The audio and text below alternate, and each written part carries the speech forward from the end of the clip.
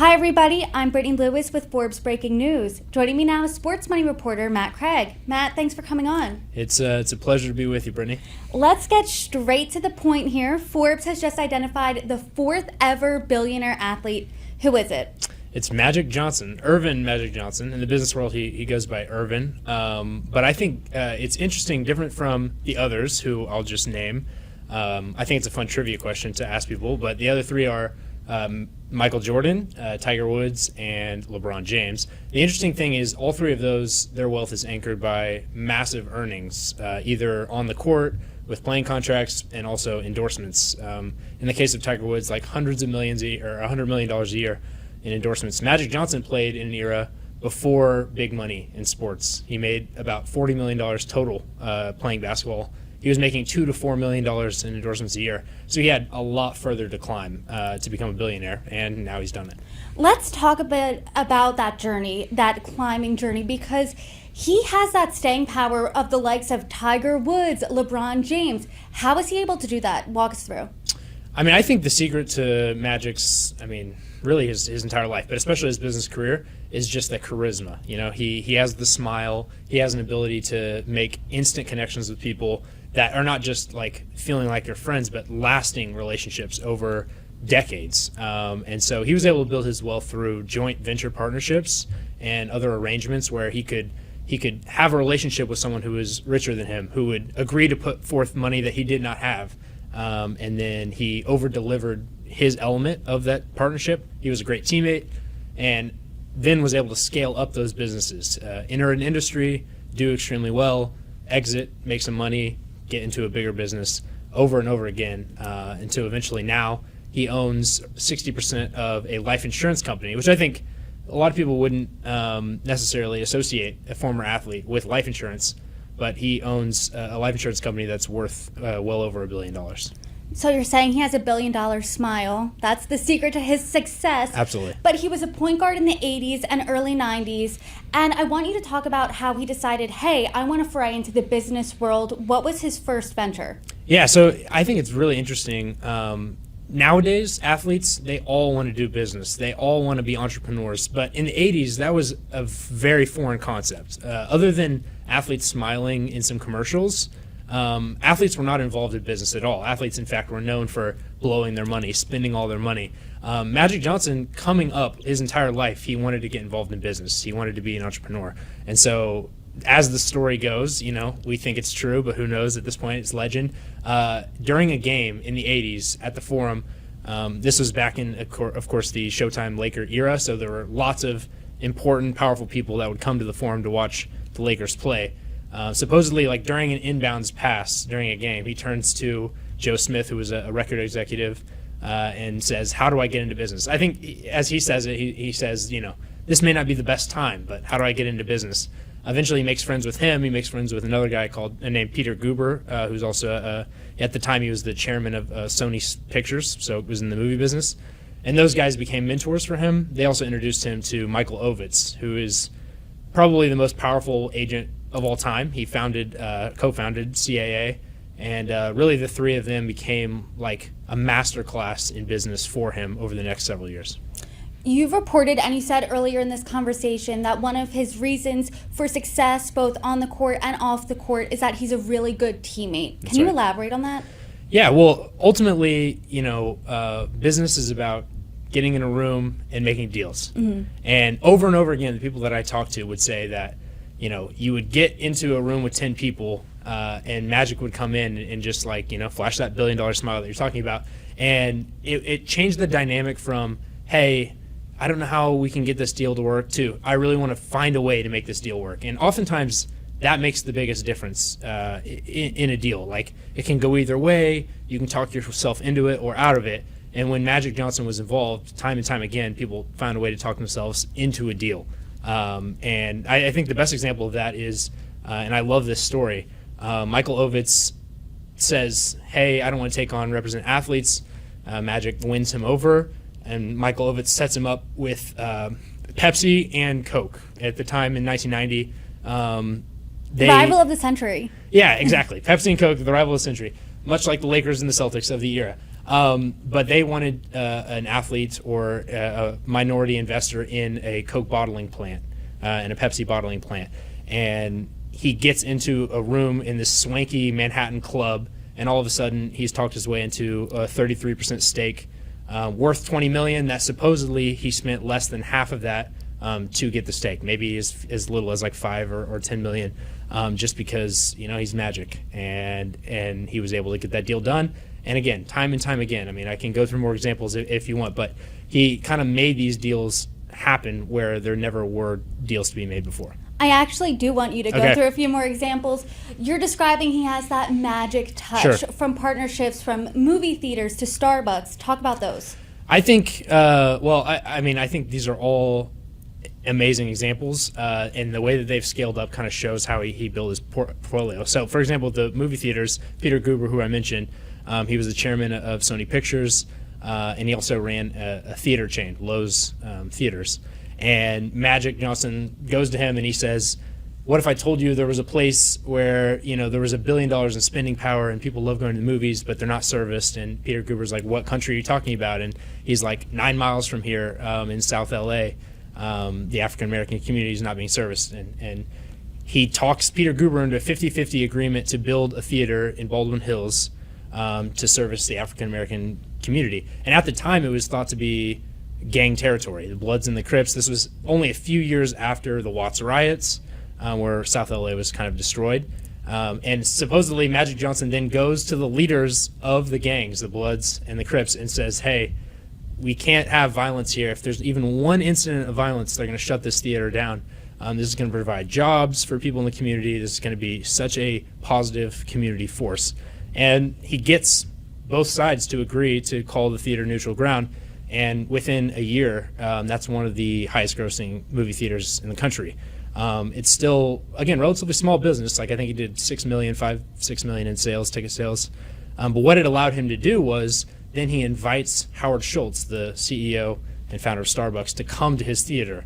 And supposedly, they're watching this Whitney Houston movie in the late 90s. And Howard Schultz sees that this is not just a great business, but a community center. And he agrees to let Magic Johnson. At this time, Starbucks had never had franchisee in the history of their company, and he with Magic Johnson does a 50-50 joint venture partnership to launch 125 Starbucks locations around the country in African American communities, and that became tremendously successful for both of them.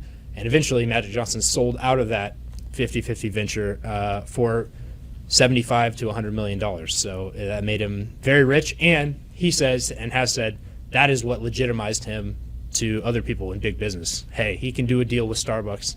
He can make this a joint venture incredibly successful. I now trust him to invest in other things. You wrote something that shows how special Magic Johnson is in the business world. I'm going to read it to you now. You wrote, quote, in addition to his name, Johnson brought to each of his deals what he felt was his expertise, reaching African-American customers. How was he able to do that in each of these ventures, specifically the movie theater as well as Starbucks? It's still an issue today, but I think particularly in the 1990s, there just wasn't a lot of thought given to appealing to the African-American consumer. And Magic Johnson, who, though at this time was living in Beverly Hills, he definitely grew up knowing what these people would want. And so, for example, in his movie theaters, he offered like flavored sodas, which he says increased, the sale of concessions. And at his Starbucks locations, they changed the music from, at this time, classic rock and whatever Starbucks was playing to R&B music, and they sold sweet potato pie instead of scones. Magic Johnson has said many times, like, my people in my community don't know what scones are. So anyway, all those little changes that made his particular businesses feel like home for these people, for the communities that they were in, led to higher per capita sales for the locations and kind of made them popular destinations, as well as the celebrity of Magic Johnson's name, of course, and kind of led to the success that he built really his entire business off of. Obviously, these are really lucrative deals, but you do touch on a flip side here, and you're reporting that he has missed out on $1 million paydays and even $1 billion paydays. Can you tell us about those? Yeah, it's crazy to think, we're talking about Magic Johnson as this savvy businessman, but you don't get every deal right. And the biggest potential paydays of his entire career are ones that he missed out on. Most famously, when he was coming out of the draft in 1979, he was offered by Nike a similar deal to what Michael Jordan got a few years later, and honestly an even better deal because this time Nike had 5 years less growth, 5 years smaller of a company, so a deal that included lots of stock and even royalties on the shoes that he would sell. Again, a deal that made Michael Jordan very, very rich. And at the time, Magic Johnson turned it down. It was a risky deal. He decided to take guaranteed money from Converse, but he took about $100,000 a year, and he could have gotten, who knows, several $1 billion worth of money from Nike over the years. And so that's a huge one.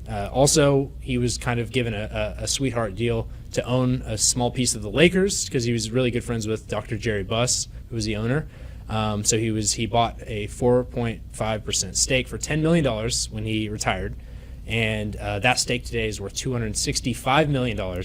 But he sold it in 2010 for somewhere between 30 and 50 million. So that was again a decision that at the time probably seemed savvy, but has turned out to be pretty unfortunate. And right around that same time, just to give you a third example, in 2010 he was given a chance to buy into the Golden State Warriors franchise, and that franchise has gone up 15 times in value since 2010. So whatever his investment would have been, if they'd worked that out, he was working with Peter Guber, who again he had a relationship with before.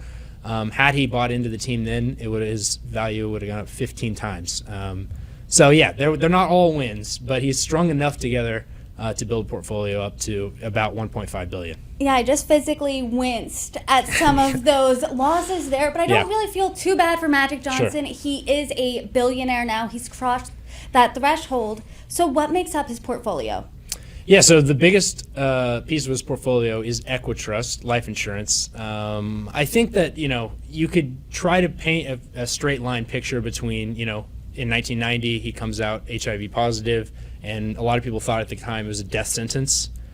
So it's very poetic to think, oh, here's a guy who now owns a life insurance company.